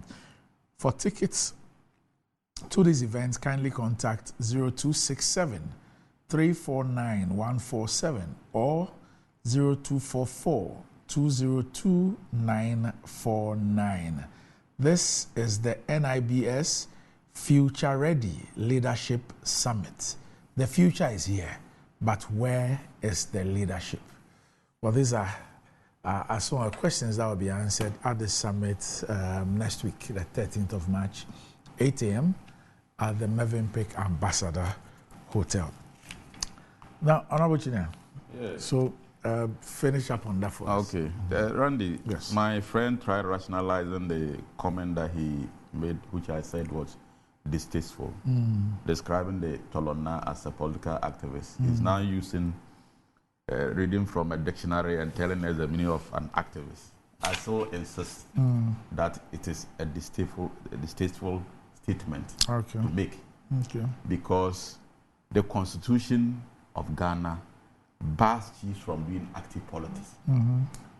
But of course, it does not bar people from expressing their opinions on national discussions. And so if Tolona expresses his personal views on national matters that does not favor the NDC, then you don't conclude by saying he's an MPP activist. There are many other chiefs who, in the process of discussing national issues, that make comments that appears as though they don't like MPP. I cannot, on the basis of that, say that that chief is an NDC activist. I can only say the person is expressing his views on national discourse. Otherwise, we can tag every chief in Ghana and the parties they belong to based on their commentary. Is that what the NDC wants us to do? That because, Randy, you sit on this program and you express your opinion on a raging national matter, which probably doesn't favor the MPP. MPP says, oh, Randy is NDC. Then the chief makes his comments that doesn't favor NDC. NDC says, oh, he's MPP. I mean, what kind of thinking is that? So here it is unfair, it is unacceptable for you to describe the Tolona as an MPP activist. And I expect you to withdraw and apologize. I expect you to withdraw and apologize. Otherwise, every chief in Ghana can be tagged, propaganda can be tagged as either MPP or NDC on the basis of their comments on national discussions. And we cannot do that. We cannot reduce our... Are we now saying that we have to gag our chiefs? They must have no comments to make on matters of national interest? And when they make their comments, and that comment seems to be favoring MPP's position, that MPP. When their comments favors NDC's position, then that NDC. Is that what we are saying? So look, what is it, Suhini? You are my good brother. You are a very humble character, and I expect you to do the needful by apologizing to this high-profile person, a nationalist, a very successful chief, a very successful retired soldier. You can't describe him in that context. Now to the issue of, Suhini talks about myopic, I mean the naming of people after national monuments as myopic. I mean, Suhini, don't be doing that. I mean, you can disagree. There's no problem about that. When former President Kufuor named the Accra Sports Stadium after Ohinejan, the same politics. And to the extent that people said he wasn't a guy and the stadium is located in Accra, so he should. And then he named Kumasi Sports Stadium after Baba Yara, who is a Northerner. I mean, it's just about honoring people who have done well for the country. And so the bottom line should be about honoring people who have done so well for the country. And the question you should ask yourself, Talana Yakubu Tale, has he done enough in our national discourse, in promoting development, in promoting education? And if you have a personality who has served as the president of the Northern Territories Council, and was re-elected 6 different times in the 50s. The champion of education, the man who served all governments across, the UP tradition, the CPP, the PNDC, he has served in all these, a champion government, all of them. At no point did he say that I am a UP person, and so I wouldn't serve in CPP, I wouldn't serve in PNDC, I wouldn't serve in Akufu's government. He served all those governments. And he has achieved so much. I mean, the matter of consultation is fair. If anybody says that there was no enough consultation and therefore we should get back to the drawing board, that one I accept it.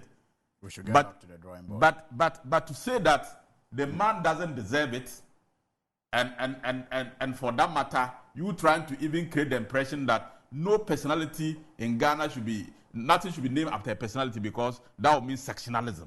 Oh. I mean, it's unfair. Oh. You go to America, Washington, what is the name of a person? Across the globe. Reading the Yana's letter, he also makes the point that Mohamed Yakubu Tale is not deserving of that. He makes the point in his letter. That is not deserving. He's not deserving of getting the airport named after him. He believes that the airport should rather be named after Bewa and not Yakubu Tale.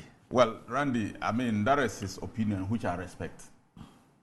I respect 100% the Yana's position. But I'm also insisting that, in my view, Yakubu Tale is a personality who has done so well for Ghana, and if the Tamale Airport is being named after him, it is a fair deal. Okay. Nothing wrong with that. No, Randy, it's like what they usually you can't be taking us round. No, they said, oh, we saw it, we like it, and we have named it after him. You can go bend the sea. In fact, that's how some of them respond. Nobody has said that. That's how some of them respond. But you see, Randy, just a quick one. I am exceptionally worried about the seed of confusion that this decision is already beginning to sow between the Yana and the Tolan Lala. Why? You just referred to the Yana's letter. You spoke to his PRO. Meanwhile, only this week, the Tolan Lana was in Accra to thank the president and congratulate him. Are you getting the confusion? Meanwhile, the Tolana is supposed to be a sub-chief of the Yana. Okay. Are you getting the confusion? I am exceptionally worried about this,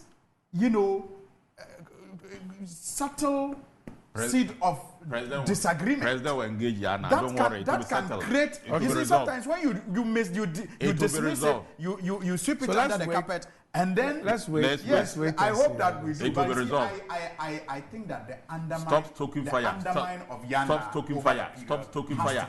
All right. Okay. These are some of the things that I want. Yesterday was the. Nobody is undermining Yana. It is President Akufo-Addo who led the process in the installation of Yana, and he cannot be the one undermining him. What is the purpose of being undermining him? How is he undermining who is in Nantong as chief, even though the Yana has don't bring the Gomba politics. So don't if you don't understand, it's not the Gomba politics. It's about state security. Don't stoke fire. Members of Parliament. Yesterday was don't stoke fire. Yesterday was the 6th of March. The Yana like that. Gentlemen, yesterday was the 6th of March, and across the country, the national parade was held at Koforidua. And across the country, we had parades in all districts and municipalities. I think the Greater Accra one was at Accra High School. Yeah. Now, there's this video that's made arounds yesterday. And it happened in the Volta region, so Keta to be precise, at the 6th March parade. 6th March, Independence Day parade. I want you guys to watch this.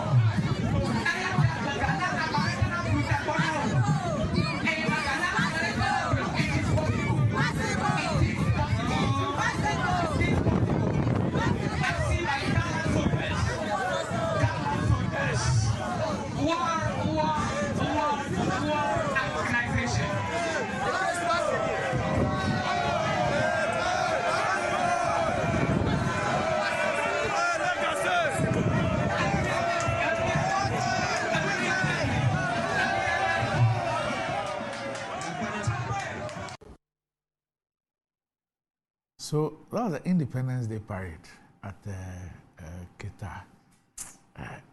Just despicable, just tragic. Andy, I mean, is that not the sectionalism that we're just talking about? How do you govern a nation with this kind of mindset? It's just unbelievable.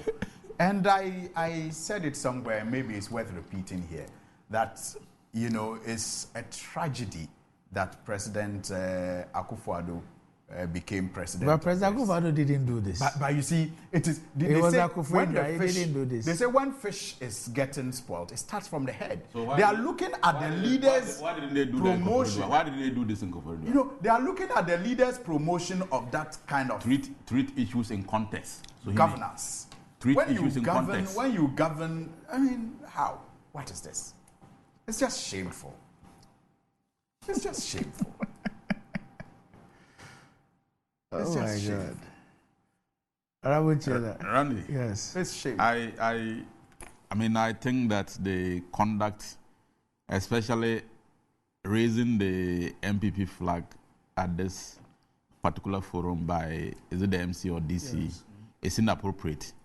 It's not right because And Bawumia supporters are also part of the March Past. As for that one, I don't have a big deal with it. I mean, independence, the various groups can organize and go and march and take part. Really? Yes. Tailors Association can go, pure water sellers can go, school children can go. So if they go as a group, as an identified group, I don't have problem. But for the chief executive to raise the MPP flag, to take salute, is but shouldn't we be distinguishing political groups from other identifiable groups, especially on an Independence Day parade? In fact, Randy. So can you imagine a situation where, a group of NDC people also with NDC T-shirts or some other political and that is why I'm coming. Independence Day parade. Yeah, I've had the experience. Oh no, I've had the experience of observing at the Independence Parade some at the MPP group coming to take part in the March Past, and NDC people also taking part. That one is I mean, you consider it as an identifiable group, and if you have even all the political parties taking part, it makes it nice. But where you have one party taking part and another party is not taking part, it's a bit problematic. It will appear like that party is hijacking the celebration. So in this case, and the person if we are president is hoisting. As for that one, it should be condemned. I mean, this is a special day for the whole country, and it is a day that we must use to unite the country. And for the president representative to be holding the party flag, not the Ghana flag, for me, it's unacceptable, and we must condemn it. And if they were to allow some party people to take part as a group, then they should have informed the other political parties to probably participate. In that case, if you inform them and they decide not to take part and another party comes, that one you cannot. But if it was organized in such a way that probably MPP was informed to take part, NDC wasn't informed, then it means you are turning it into a partisan activity, and that is not good for our country. And so to the extent that the DC was hoisting the party flag and not the national flag, I condemn it to the highest level. Also, the participation of MPP party, if it is to the extent that... This is not even MPP party. Let me say that. This is like Bawumia supporters. Well, maybe a group supporting Bawumia. Yes. If it's to the extent that invitation was not extended to other political parties, but just MPP, then it doesn't add up. Because whatever we do on this special day must be geared towards uniting the country, must be geared towards making sure that Ghana is together. It's a special day for the whole of Ghana. There are forebears put their lives on the line, they sacrificed their blood, they suffered, and they got us independence. And we must always use this special day to unite the country and to ensure that we are together, even in our political discourse. And so for any particular party to try to make it partisan activity at the exclusion of other political parties is unacceptable. Like I said, I have observed in Wa before, when I was Deputy Regional Minister, one of these celebrations where they extended invitation to all the political parties, the Regional Minister extended invitation to all the parties. And in fact, NDC group took part, MPP group I'm took part. told that So the it was person lovely. holding the flag is actually the MPP's parliamentary candidate. And that is not acceptable in his capacity as what? I mean, on that particular occasion, on that particular occasion, he has no capacity to be standing where he's standing and holding the MPP flag. It's unacceptable. I think it's the MC is the one by him. You know, initially it was just him, and then the MC is come there. So the MC is the one who the policeman is behind. Yeah. So you see, when you look at this initial picture, Yeah. So the person in blue, so that's the MC standing there. Yeah. So the person in blue, I'm told, is the parliamentary candidate. So he's the one holding the flag, and the MC is next to him with a policeman behind him. It's very unfortunate. And even this is a seat MPP cannot win. And that is creating confusion. They are misconducting themselves. Even the constituency we can't win. If it was even a constituency that we had the leverage, we could win, and they are misbehaving like this, it would be better. This is a place, Kita. Keita. We can't win it. And our people are misconducting and bringing the party and the presidency into disrepute. It's unacceptable, and I condemn them in all uncertain terms. I mean, it's a national exercise that we should not compromise and make it a partisan exercise. Right. I never thought I will, in total, agree with my brother before the end of this show. But amazingly, I, without more, like the lawyers will say, agree absolutely with his. You have nothing useful to add. I have nothing more useful to add, except maybe a slight one. Right? You see, Yes. I think that we should not even encourage the participation of political parties in an event of this nature. That's my view. I mean, he thinks that if political parties are going to participate, all political parties should be invited. That's the part that I disagree with. I don't think that a national event of the nature as we have always had it over the years should be reduced to those partisan, points and slants that we give almost everything in this country. I think it must be preserved as a national celebration, reserved for recognized state institutions and agencies and associations and organizations.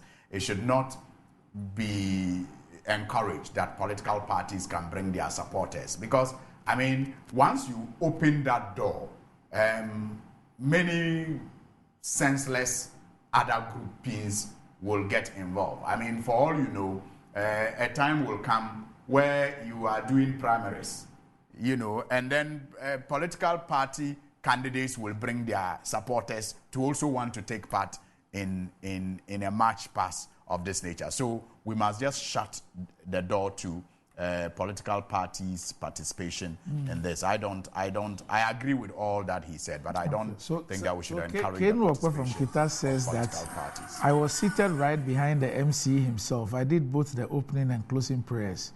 I says that I protested. The MC at the event turned the event largely into an MPP event, even introducing the MPP parliamentary candidate and asking people to vote for him. Okay. Well, if you understand Ever, you would hear you understand the commentary when the group were coming about 24-hour and all those Randy, things. I just got this video. Yes. Jessican, there was a group also marching in NDC colors and doing the system. Okay. At the Jessican, function. yes, at the function. Okay. And No, at a different faction. At Jessican, The Yes. independence celebration. they allow them to march. Yes. And They march as NDC. And their parliamentary candidate was holding the flag. No, not to that. But they are wearing NDC colors and they are doing change sign. Okay. So it means that it's something that cut across. That's and what we I'm must saying. condemn Let's all of not them. encourage We it. must not. Let's not encourage it. We See, must not. for all But you the know- organizers of this For all event, you know, I know. I'm saying that, you see, once you allow them, you think that next year in Keita. No, I have condemned it. I say it's not acceptable. Once you have allowed but why should this thing? Why should organizers of the event allow that? It should not be. Yes. It should Why not should be. they allow it? And It the should not state be. is the organizer in this case. Yes. The state is the The organizer. DC, the You've been- DCs. Yes, the you've been a DCs, regional minister. You know that. The deputy, you know. The DCs shouldn't have allowed that. So they permit groups to take part or not to take part. And I think that we should not encourage the participation of political parties at all. Because like I said, it will degenerate. You never know when But safe match will fall. your producer should Yeah, have what gotten I'm this saying one is to that you never know when play. safe match will fall around the time parties are even doing primaries. Yeah. The unthinkable will happen. Yeah. Parliamentary candidate aspirants will all bring their... Are you still to on the match. appointments committee? No, I'm no longer. You are on no it. longer. Okay. Yes, All yes, right. yes. Okay. So Olivia. The new standing orders just makes it like a leadership matter, and I don't agree. So the appointments committee is now only leaders. How many people? What Of leaders. It's How now, many? It's now permanent There are members, 9. 6, eh?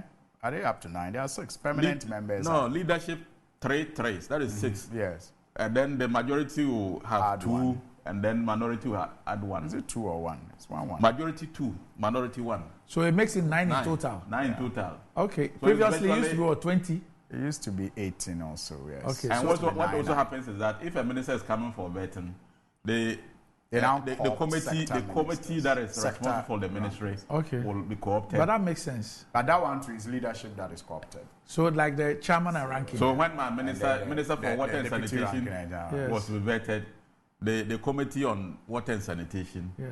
the chairman and the vice, and then the deputy ranking and the ranking. deputy ranking. It's a club of leadership. now. Okay. So it's more or less That's like good. leadership. Okay. All right. Is it? Okay. Is it good? The issue of getting it's the about our standing orders. for me but the I- issue I of have getting the substantial committee disagreement. the issue of getting the committee involved in the Yeah, it's a good vetting concept. is good. It's a good I mean, concept. for That me, I Yeah, makes they sense. have oversight. Yeah, it makes sense. Yeah, it's a good concept. All right. That is a good concept. Okay. But the restriction to just leadership doesn't. I also had a problem with the numbers. I thought the 18 was just too.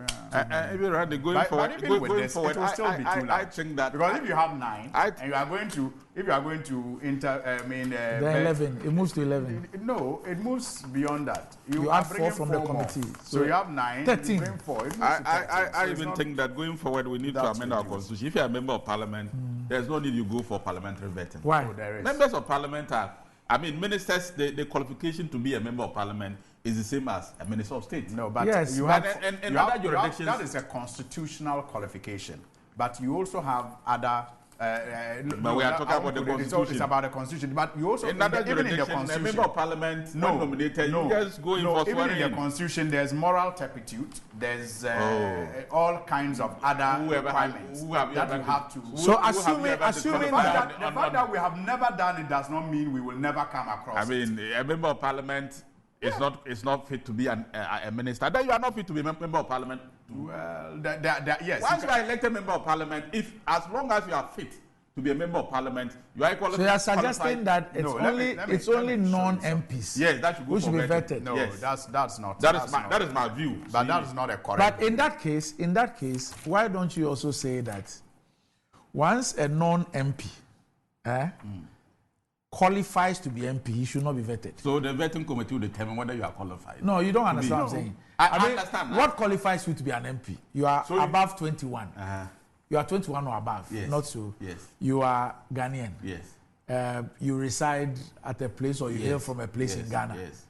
Beyond that, But your what else? documentation is vetted by the electoral Which commission. documentation? And you have to present What? to all these things you have mentioned must be authenticated. No, which by the document? electoral Which document does You an have- MP you- an you MP have- present apart from your? What do you present? You fill a form and you indicate your date of birth, which Yes. can be used to clarify, to certify whether you are 21 plus or not. Yeah, so a minister They- should just. you have to indicate whether you have citizenship of. No, I'm any just country saying. other than I'm Ghana. just saying that So that whichever form, from what you're Is saying, vetted. then whichever form an MP presents, Yes. a non-MP minister must also fill the same form and And present it. No, you come to parliament and parliament would. Why do you- Because in the case you- of the MP, you yes. are vetted by electoral commission. Do you go there You personally? don't go there, but Yes. they look at your documentation. So you send it to a body to look at the documentation. If that's the case, anyway. I think that what's the name? But why have you taken my constitution? Asinov MP. Yes. He got vetted. He got qualified, and is in parliament. Have you left him alone? All right.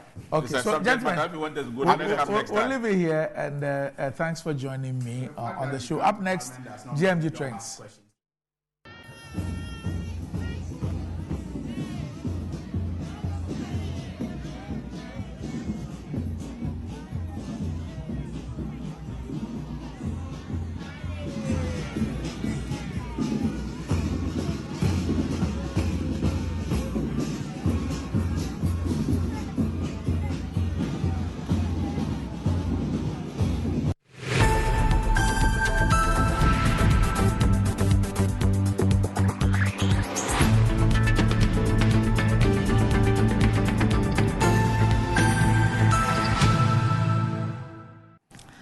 Right, welcome back to the show. If you just joined us, this is Good Morning Ghana live on Metro TV. Time to check out what is trending on social media with Bright. Good morning, Bright. Good morning, sir. How are you? I'm doing great. Nice to be back here. Yeah. Yes. I'll be coming when the small goes on leave. What's trending? Anyways, the president has been trending since morning. I mean, the early hours of this morning, and it's quite interesting and funny at the same time. So yesterday, during his speech at the parade at Koforidua, Yes. Then he made a statement about Tete Kwashi and how he brought Koko to Ghana and all that, attributing him and his whereabouts, where he comes from, as Ekwepu Mampong. And that's caused fire. Yes, there you have it. He says Tete Kwashi from Mampong Ekwepu. And this morning, he's got some short form, a number of people on Twitter and all that. It's just a bit confusing. So this from Dr. Clement Park. And he says, so Kufuor has now graduated from changing the names of public institutions to changing the origins of important historical figures. Abba. And the goddamn big council of chiefs are not happy at all. Do you know that the president, at a point in time, was a secondary school history teacher? Do you know that? No, I don't. You don't? I don't. Okay. So in the 60s, Okay. the president taught history Okay. at a secondary school in Ghana. Okay. At the end of the program, I will give you the full rundown. I'm saying the president taught history at a secondary school, not just in Ghana, here in Accra, Oh my God. in the 60s. I'll give you the full details. Yeah. So is it, let me throw his question in. So is it to say that he's teaching us what we don't know? When I give you the details at the end, you understand. understand. Yes. And the chiefs are not happy. They are not happy at all. They've actually released a statement telling him to retract, let him know that the man is from Bosu. The goddamn chiefs are not happy at all. I mean, Tete Kwashi, even the name, Tete Kwashi. Even Google and Wikipedia will tell you where the person is from. Okay, so yesterday as well, I don't know if you know Safu Newman. I've heard the song. Yes, so he released a new song yesterday. It's called what? Safu Newman. Okay. He released a new song yesterday and it went perfectly with the Independence Day. The fact that we keep marching every single since marching, yet we are still struggling to find our way to freedom. Yeah, And understand we're all still that. marching to Yes. freedom. We've been marching since, ever since March we march. We are still marching every single year. We've Still taken finding- 67 steps Yes. backwards. So let's take a look and listen to what the song is about. Independence is far, we were the first one to have. But it seems we don't want to shun anything that works against our land. Okay, we know how to dance, but I think this is not enough. Gotta go beyond just the drum, we need to get right on the basics. We did march, passing, but we here to catch the night bus, going to the town of freedom. Yati papa, and to me, sorry, oh. Those who can do it to are always attacked. We the march, passing, but we here to catch the night bus, going to the town of freedom. Yati papa, and to me, sorry, oh. Those who can do it to are always attacked. Jack with the goods arriving, shoot the prices, say it's cause of the taxes. And so there you have it. He says we're marching. We are still, every day we are marching. We are marching every single 6 months. We are marching, but to where? Where are we marching? I saw the video you played before the break where they were dancing after they marched. Did you ever march in school? Ever? Yeah, I'm in preparatory school, but not part of the independence. You know, it was yeah. more of a public school thing. Yeah. So, but you know, every morning you have the assembly, Yeah. and then you all march the classroom Not that one, no. where you sing. We are marching to To our yeah, classes. that kind of thing. Yeah, Like they didn't but march not on the maybe. Independence Day one. No. I did that a couple of times. You know, I was part of the brigade in church, Presby. Ah, So I was the one who was leading there. wearing the white with the blue Yeah. thing. So you learned how to do the sticks. Yeah. No, my big brother was the one who was controlling the stick. I was the drummer. I was the lead snare drummer. Okay. So I was very good. I was leading the march past You all the time. didn't make a profession out of it. I know. Okay. Here we are. Anyways, let's talk about this quickly. I used to play the drums in church when I was young. Oh, but you can still play? I haven't played in about 30-something years. Maybe when we finally get you on exclusive, we take you to a church or a studio where there's live band. Put you on the spot to try and play for us to see. When we get you on At that exclusive. time, we had 3. You had the big one, and then the middle one, and then the conga. Yeah. So I used to play the middle one and sometimes the conga. I was very young then. I'd love to At see one Faith of the videos. Evangelical. Faith Okay. Evangelical Church, Al Madina. Okay. Yeah, so I used to play. Okay. All right. At least you have something in common. Which I one? used to play drum. You used to play. Ah, okay. Oh, it doesn't count. Oh, it's fine. So tomorrow the All African Games is happening. The opening ceremony is happening. Okay. And this morning I heard a couple of people talk on radio why the committee are now announcing Ghanaians will be performing as artists at the opening tomorrow. And I was a bit shocked because I've seen flights of Chatawali and King Promise as two Ghanaians will be performing tomorrow morning, tomorrow during the opening ceremony here in Accra. King Promise there. So I suggesting that as part of the as part of the build up not to disclose. I don't know why, but these are flights that are actually going around on social media, on Twitter. It's not very trended. Okay. But then you on don't know radio, if it's official. it's not official. You don't know if it is official. Yes, or not. yes. But then, because already this morning, I've been listening to sports shows this morning a lot, and none of them, they are wondering where or which Ghanaian artist will be performing. And I just went on Twitter and I saw this. It'll be a smart idea, for example, to if you want to do Shatta, to open with Shatta and the rest, and then maybe to close with Stonebwoy and others. Yeah. Oh, you said Shatta and the rest is still wearing this. Yes. That part is. No. So normally you would have more than one musician. Yeah. So probably 3, 4, 5. Okay. But I'm saying that if they want to go for contemporary, there are people who would also say that the Kojo Entries, the Amachi Dedes, and others are around. And so I'm not part of the organizers, so I don't know what their thing is. If they want to go for more contemporary, Cote d'Ivoire had a mix of contemporary, and then I think in the closing ceremony they even had Alpha Blondie. Yes, so I don't know what the organizers of this thing, this competition are going for. But if it's contemporary, then of course, once we've seen Shatta Wale, I'm saying that maybe the strategy will be to have Shatta Wale and other musicians do the opening, and maybe Stonebwoy and other musicians do the closing. Right. But like I said, I don't know what their plan is. Maybe they have other ideas. I never know. But I'd love to see, like you mentioned, it would be nice to see Shatta Wale and Stonebwoy get on there. That would be amazing. I wouldn't want to see only contemporary. I think that we need to have a blend, a mix. Which of the names would you want to see there? Oh, I obviously want to see Amachi there. I don't mind seeing Daddy Lumba there. I don't mind seeing Kojo Entry there. Yes. Right. Maybe Riella. I would not mind. That's contemporary. Okay. I wouldn't mind seeing Wulome there. I wouldn't mind. Yeah. Okay. But it's up to the organizers. I'm sure at this point the decision has been taken already made. Yes. But this one, have you eaten? Yes, I've had some cocoa. Cocoa. Yes. Okay. On Twitter, they are asking between fufu, wachi, gobe, and jollof.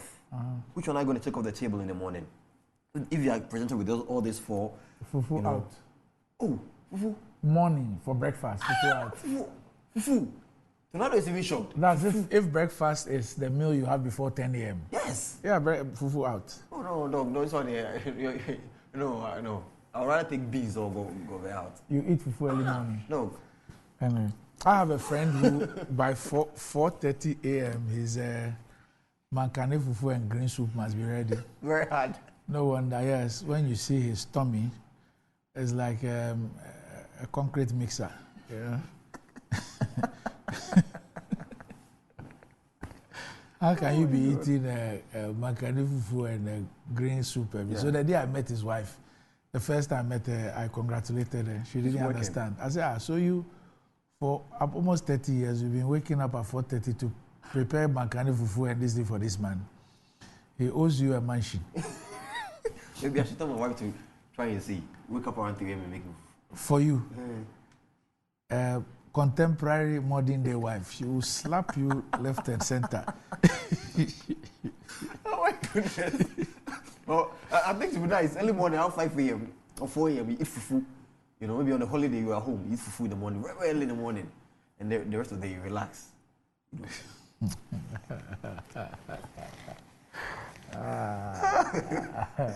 Life is good. Dog, I'm still waiting to get you an exclusive. You have to take it to the church. Show us your drumming skills. Now I don't even know when I'll be able to play. Oh. It will take me maybe a few sessions. We like that one. We want to put you on the spot. Let's see what you got. These days, the churches they now use the full set. Yeah, about 5 or 6 of them. Yeah, that one I haven't tried my hands on. I don't know. Anyways, that's it for this morning here on Trends. Okay, so I told you about the president. Yes. Okay.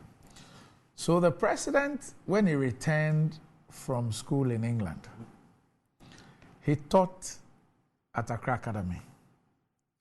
And he taught what was then called European history. Okay. European history. Not Ghanaian history. No, European history. It was a subject then. Okay. In the 60s. So when he returned from England, he taught European history in the 60s at Accra Academy, European history. So perhaps if he gets the Tekwashi wrong, pardon him.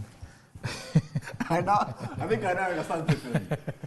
He came back from England. Yes. And was teaching Yeah. European. He taught European history at Accra Academy in the 60s. Accra Academy. Yeah. 60s. And so if you should say Tekwashi is from Mampong, Mampong. Okay. That's not part of European history. So pardon him. Okay. Okay. All right. So that'll be it. Thanks, Bright, for joining me. I'll see you tomorrow. Welcome, sir, yes. Okay. Up next, Metro Sports.